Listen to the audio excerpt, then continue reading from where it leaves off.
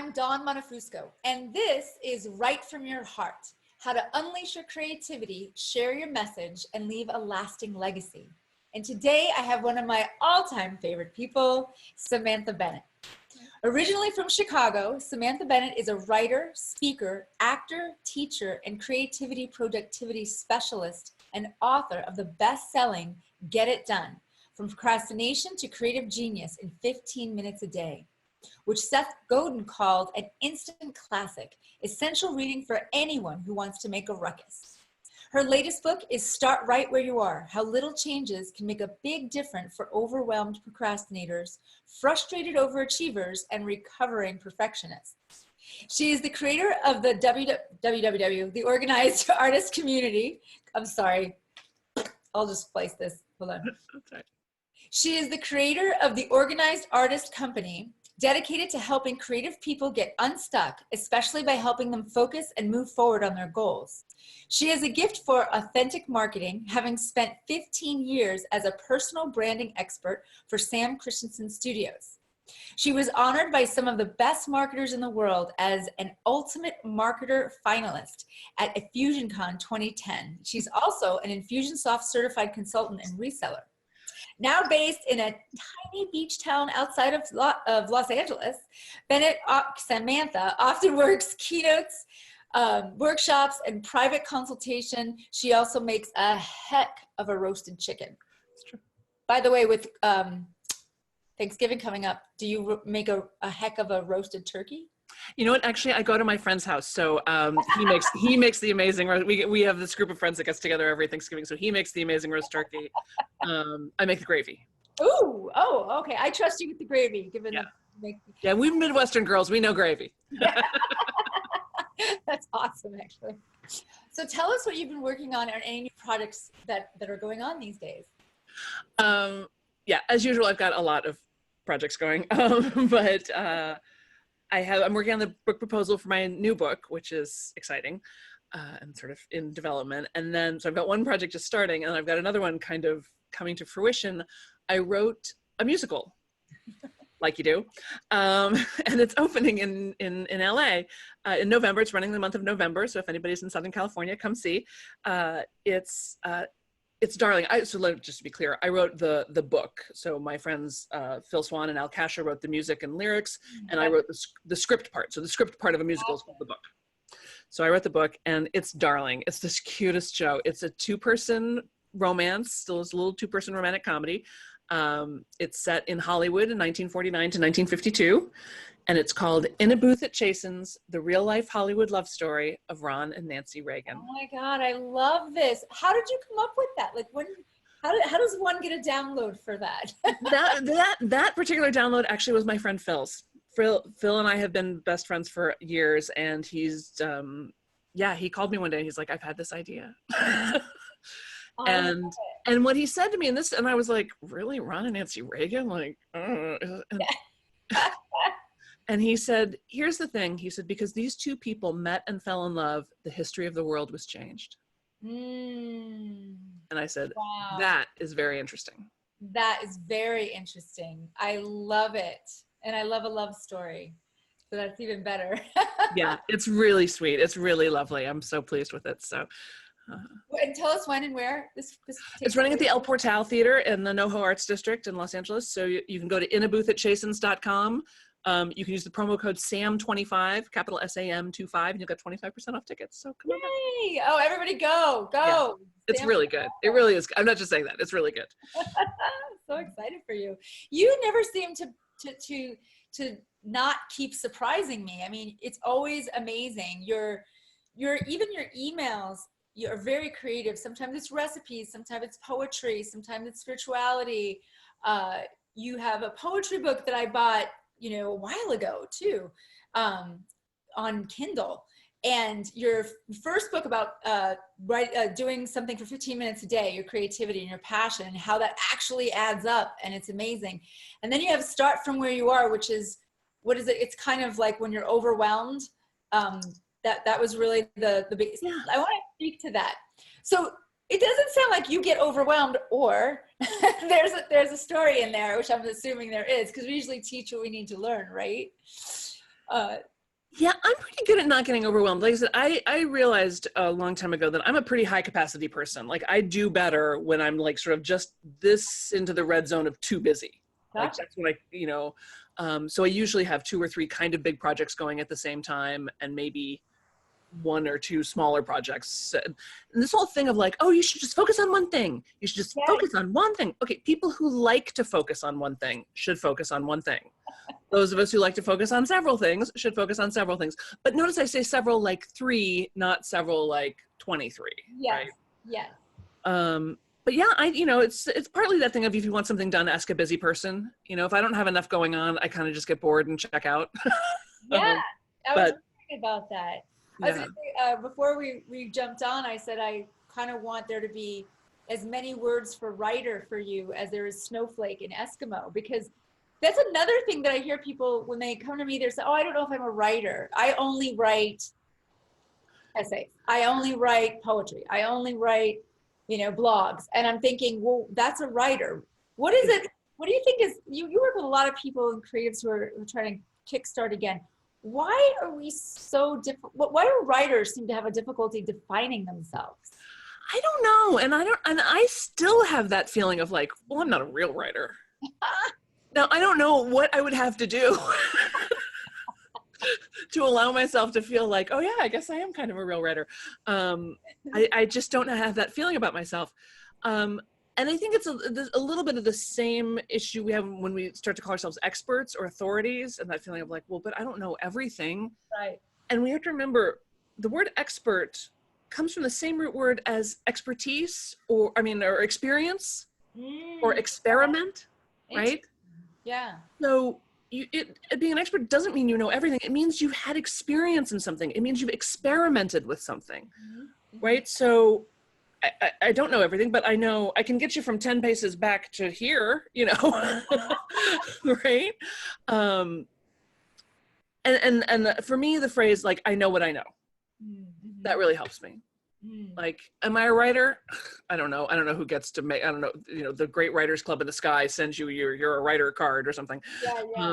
But I think we're just stuck in that old paradigm, like there's interesting how it's still lingering, this weird old paradigm of a couple of things. One, oh, you should have a career for 20 years and never switch. I don't know how that even still is alive, that paradigm, because everything has shifted so much.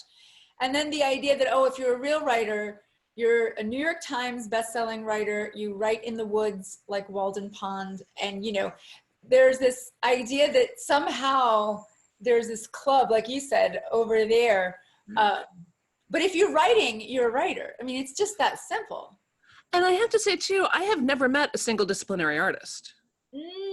Every creative person I know is like, well, I write books, but I also love to make stained glass windows, and I clog dance, and I do CrossFit, and I love French cooking, and I like you have this multiplicity of talents and skills.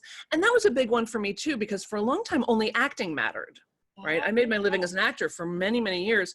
And I had this feeling of like, only acting matters. Like money that I made writing or teaching or doing anything like that didn't count.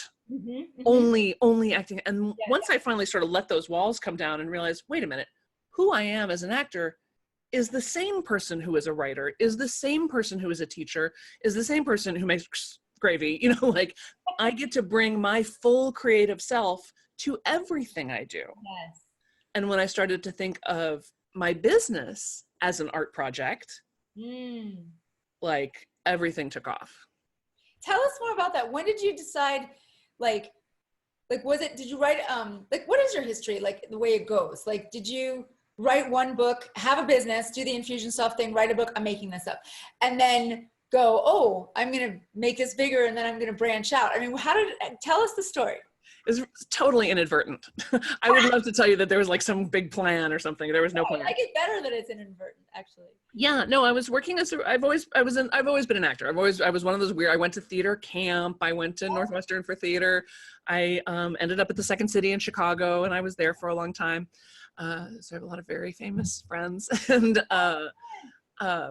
then I had, your sort of regular working actor's career in Chicago and then in Los Angeles, which meant that my life was like a ton of jobs and gigs and projects and shows and auditions and rehearsals and more gigs and part-time gigs and half-time gigs and running around all the time. And it was creatively very satisfying, financially disastrous. And along the way, I started teaching this Get It Done workshop. And it was partly out of the Sam Christensen thing. We would do this branding stuff with people. We'd give them all this great information about how to express themselves. And then they'd come back and be like, I don't know what to do with this. I'm like, what do you mean you don't know what to do with it? I can think of 30 things you can do with it.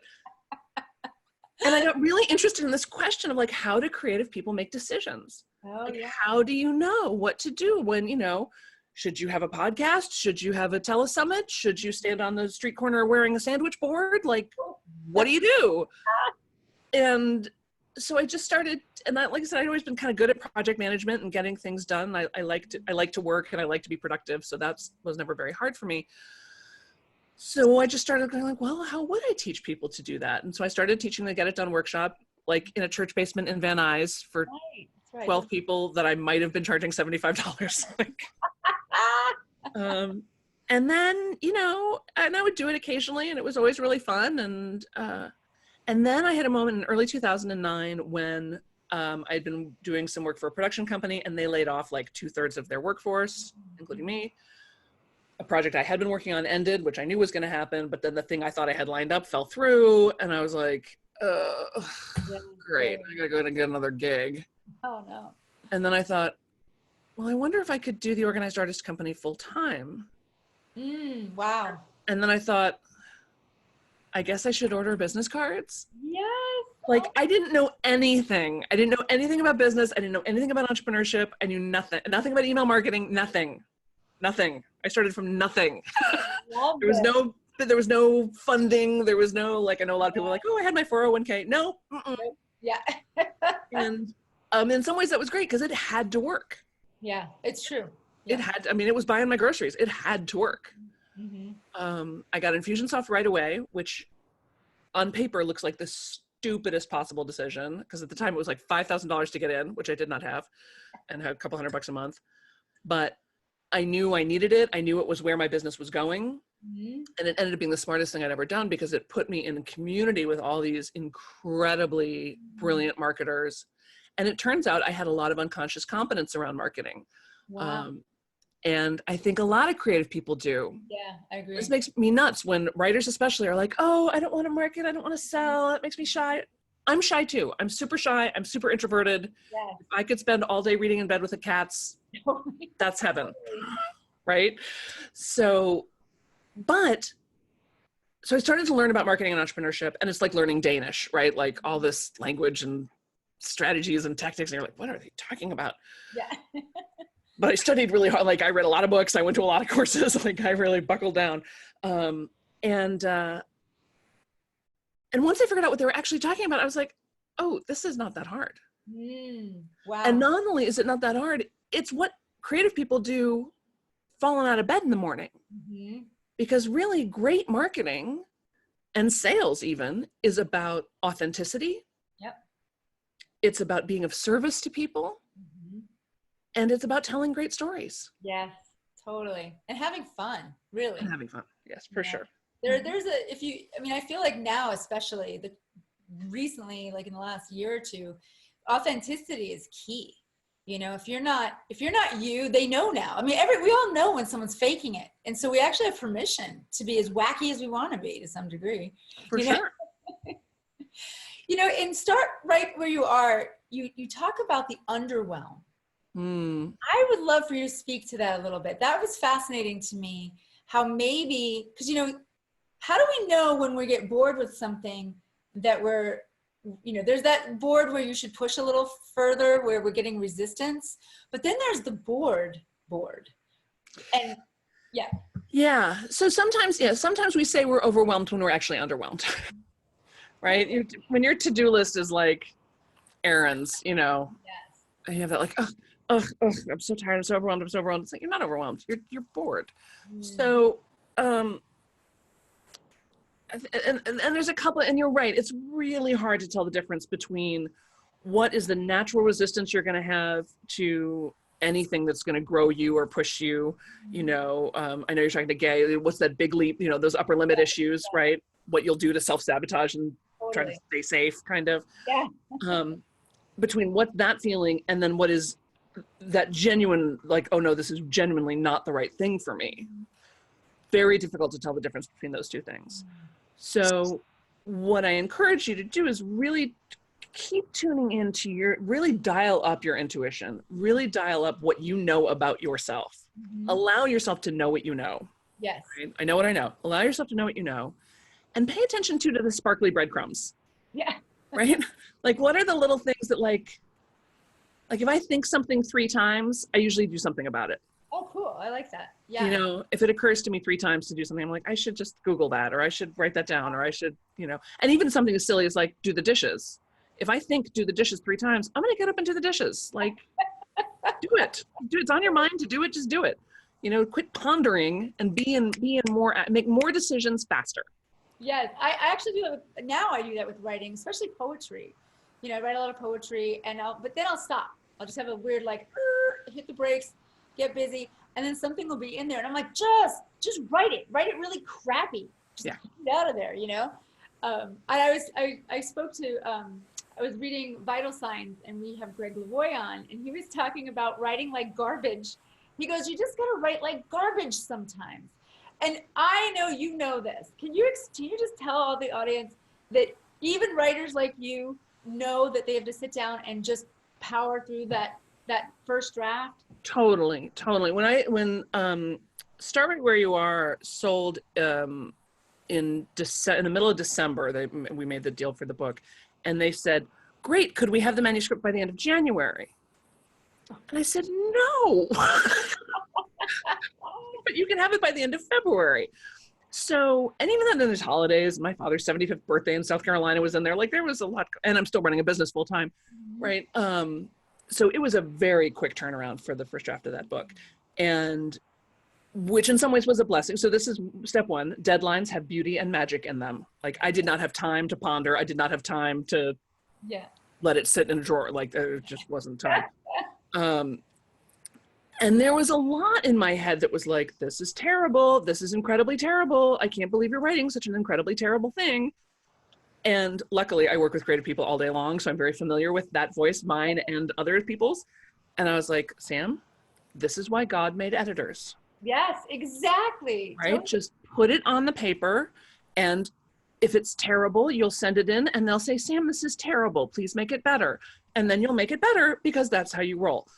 But I also find, and I would do this sometimes when I was, so first of all, sometimes in that crappy first draft stage, I would, if I was like blanking, I couldn't think of how I wanted to, I would like insert incredibly inspiring story here. Yes. And keep going, you know, like insert something really pithy and smart, keep going, you know, just skip over it.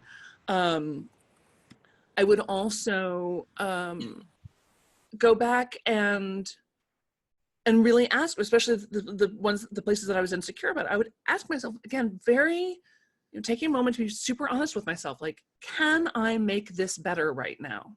Mm-hmm. Truly, can I make this better right now? Excellent question. Yeah. Right. And sometimes the answer was like, oh yeah, that could be tighter. This is overwritten. This, boy, I went crazy with the adverbs. Oh my God, get this out. Or there's a better story, or there's a better something. But a lot of times I'm like, I'm sure it could be better, but I don't know how to make it better right now. So I'm going to leave it. And like, you never feel like it's perfect. No, never. But you have to let it be done. Mm-hmm. Mm-hmm. So what I'm hearing too is that when you have that deadline and yet you've sort of trained yourself, I really feel like when we get out of our heads, and I say the heart space, but it's really anywhere below the neck, right? Stomach, anywhere below the neck, you're safer in many ways. And then it's really interesting. I do find that when I get in that flow and I go back and I read it, I'm sure you do this too, a lot of people do this, you go, whoa, I wrote that? Because you're not stuck in your head. Right? Like, well, and here's the thing. I've been doing a lot of research lately on creativity. I've always been kind of a creativity nerd, right? And I been reading this giant book of neuroscience and creativity. It's fascinating. And mostly creative people are exactly like everybody else. Everyone's creative. You know, they say like our bodies are 65% water. I think our souls are 65% creativity. I love that. Right? Like, because creativity is really just about problem solving, right? Yeah. So wherever it is that you've got a native genius for solving problems, that's your creative outlet, right? Yeah. Not everybody's artistic, right? In the same way that not everybody's musical, but everybody's creative. But there's 10 to 20% of the population is what they call highly creative. And that's all of you, by the way. And one of the few things that distinguishes highly creative people from civilians is the ability to write and edit at the same time. Interesting. The way improvisers do, right? When you're improvising, you are totally in the flow and you are writing, you know, and you are looking for the jokes, you're trying to, you know, get out of the scene, whatever. Jazz musicians, right? Musicians in general, when they're just jamming, right? They're totally in flow. Yeah, but I was afraid of it for a while until I was trained and took practice. But yeah, when you're in that flow, you can think right ahead of yourself and then keep going. Exactly. And that ability, so this is, and it gets me hung up sometimes because when people are like, what's your editing process like? I'm like, you're not supposed to say. I kind of don't have one. Like, I kind of write my first draft is often my final draft. Yeah. You know, like I said, I'll go through it, and not 100% of the time, of course, obviously not. That would be ridiculous.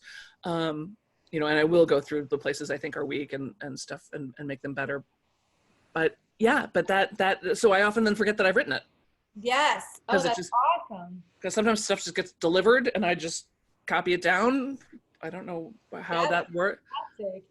I think that the editor writer thing is when we're actually, I find that where it really, they say, you know, that's like having a foot on the brake and the gas at the same time.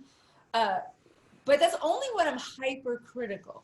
Yeah. If I'm relaxed, by the way, everybody, I'm going to pause here for a second. Your 7-4-8 breathing.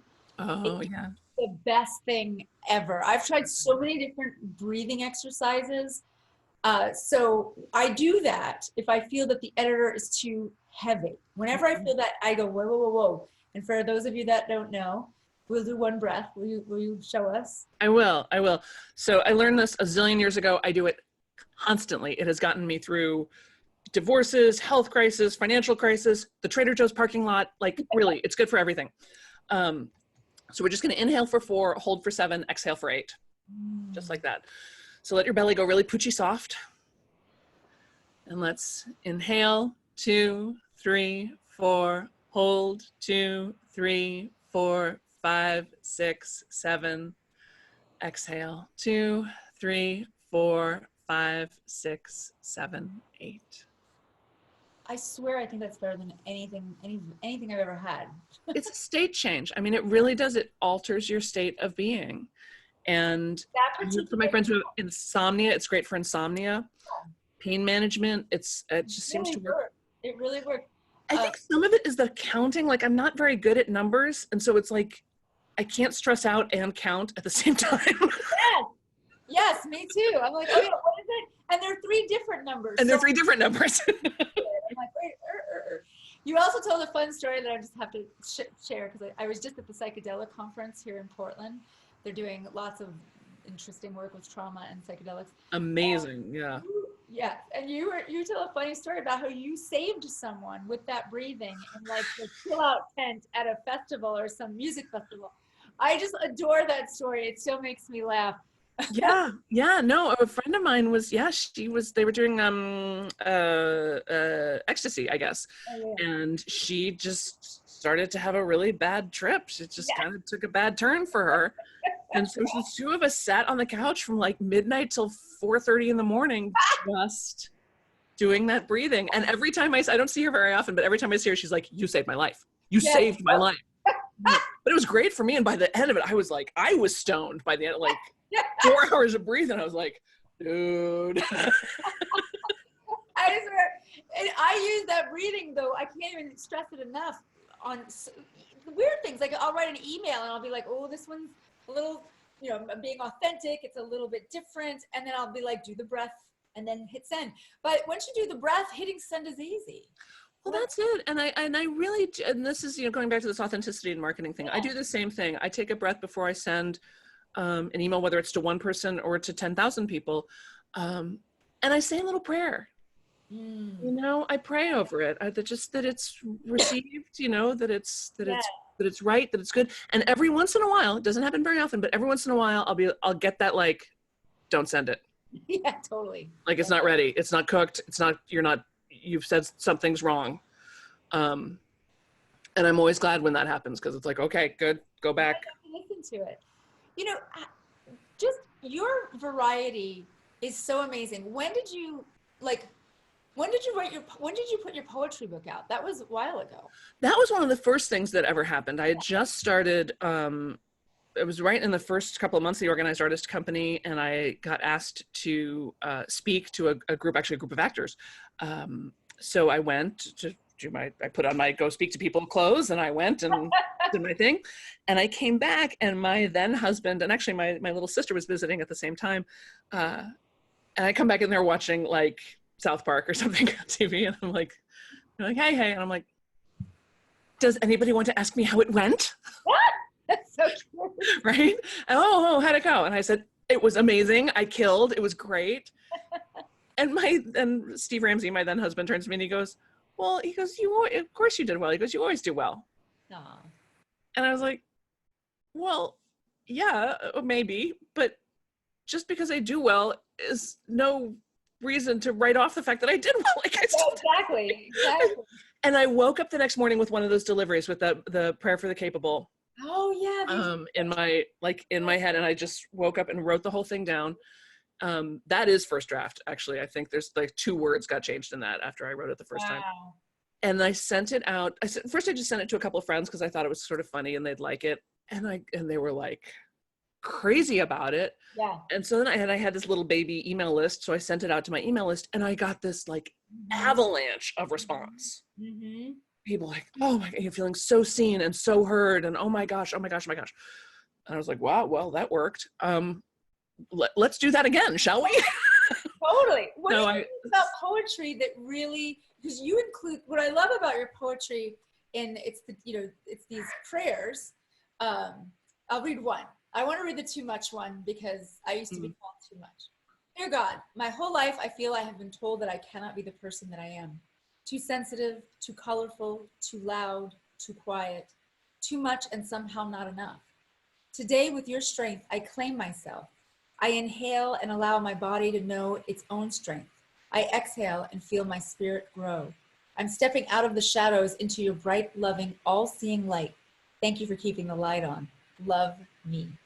And just these are just, they really warm the heart. You know, I feel like you really tapped into something with your poetry and with your spiritual, what do you call it? That, like, it's a quick spiritual thingy. Oh, Sam Unscripted, the little. Yeah, Sam Unscripted. I love it. Sorry, I forgot the name of it. And you're so brave. When did you realize everybody wants variety from your list, like from your email list, from the people that love you? Yeah, I don't know that I did. I think I do notice that everybody else's marketing is incredibly boring. Yeah. Like, people are always like, email marketing doesn't work. And I'm like, no, because you're not doing it right. That's why. Yeah. Boring the ass off of everybody by saying the same thing 77 times and saying the same thing that everybody else is saying, right? Agreed. So it's more, I think, about keeping me interested and engaged, you know. And again, and probably my bigger problem is the same problem a lot of creatives have is like we're talking about, I'll create something and then forget all about it. Yes. Right. Or I'll be like, oh, I've done that already. I've taught that class already. I'm bored by that. It's like, no, you got to teach the same thing over and over again so people know what you're doing. Like, you got to make money from work you've already done, right? Yeah. So I'm learning how to do that. But yeah, and it is my favorite thing about acting. One of a lot of my favorite things about acting, and improvising especially, was that I felt like I could bring all of who I was to it, right? When you were acting, it involved who I was intellectually and physically and spiritually and psychically and energetically and sexually, and like the whole me. I was plugged in 100%. The whole me was plugged in. And like I said, when I realized that my business could be that way too, that I could really bring all of myself to my business and allow the business itself to be a vehicle not only for self-expression but for my values. Yeah. right? Poetry before housework. So I put poetry Yes. in the emails, you know, like if I want the world to be a better place, then I'm going to work to make the world a better place. I'm going to demonstrate that through my business. I'm going to make a space where creativity is honored and valued, and where stories matter. And so that's that, and that makes it never, you know, people are like, oh, how do you do the admin stuff? Or, oh, I hate the boring stuff. And I'm like, none of it's boring to me. Right. Yeah. I do my balance sheet, my money every month on paper. I mean, I have it on, but I do it by hand. I write out my budget by hand every month. Because if I don't write it by hand, I don't, like I said, I'm not that great at numbers. I don't quite get it if I don't write it out. And that's an art project. Like, I love it. I love all of it. That's amazing. Well, your emails are fantastic. For those of you not on her email list, get on it, because you feel like you get an email from a friend. I mean, really, like, your emails feel like, you know, oh, your best friend just wrote to you and you want to go find out what's going on. You know, and it's so, there's so much variety, so much inspiration. Thank you so much for doing everything that you do, because we need you out there. We all do. I really feel there's a creative revolution definitely happening. Oh my gosh, 100%. Amazing. And, you know, I just learned so much recently about how it heals real deep trauma, just even writing. And never really understood that whole concept. But so the bigger picture is that we're healing so many people, and for people to just really, if you're a writer, to write from the heart, get out of the shoulds, you know, get out of all that and open up. The world wants to hear it now. You know, we want to be a part of everyone's transformation. And only you have your voice. Yes. Only you can tell your stories. All right. It's all been said before, but not by you. Right. And we're here for like a minute. Yeah, I know. You know, I mean, we all have friends that have left too soon, right? We all have people we miss in our lives, and they're not here to tell their stories anymore. You have to do it, and you have to do it while you're here. I love it. Sam, you have a free gift for us. So, yes, I have a free gift. This is something that I use every day in my business, and all of a sudden I realized, like, oh, this could be a useful tool for others. And it's a way of looking at your to-do list, right? Because I'm a list maker. My mother was a list maker. My grandmother was a list maker. I come from a long line of list makers. But the problem with a list is, like, then you just have this undifferentiated list of stuff, right? And I don't know about you, but I often get that underwhelmed, tired before I even start feeling. I'm like, ugh. So what this does is it asks you to write down everything that alone is helpful, just to get it out of your head and onto a piece of paper. But then there's 3 columns, and one is time. Write down how much time you think something's going to take to do. Money, how much money is involved going in or out. And the last column is inclination. On a scale of 1 to 10, how much do you feel like doing that thing? I love this. Today? Yeah.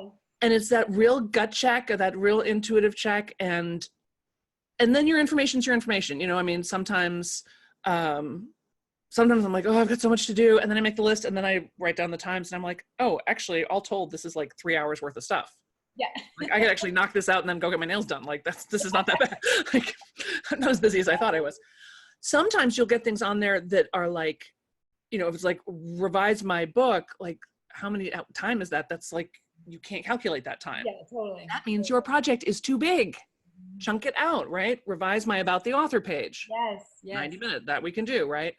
But the inclination thing is really great, just like to notice, like, oh, wow, I really want to do this, or to get back in touch with your desire around something. I love it. Sometimes I do that, and like everything is a 2 on inclination, and then I'm like, oh, I'm tired. Yes. Yes. So what I need to do now is go take a nap. Doing nothing gets the most done, right? Absolutely. And then come back when I'm restored and energized. And, you know, sometimes there'll be stuff that like repeat, like, wow, this has been on my list a long time. I say my inclination's really high, and yet I'm still not doing it. Now we have a point, like, let me get curious about that. Let me get into a point of inquiry about that. Totally. I love this. This is great. Yeah. So there's one for every day. You can do it every day. And then there's a secondary decider too. It's super useful. It's really fun. Oh, I can't wait. I'm gonna jump into that too. Well, thank you so much. You're just a doll, and I love what you do. And everyone, if you're in LA, go see the play. In a booth at Jason's. Yep, for sure. Yeah. And I'll have information about that on here too. Great. All right. Well, you have a wonderful day. Thank you so much, Dawn. Thanks for having me. Bye. Bye.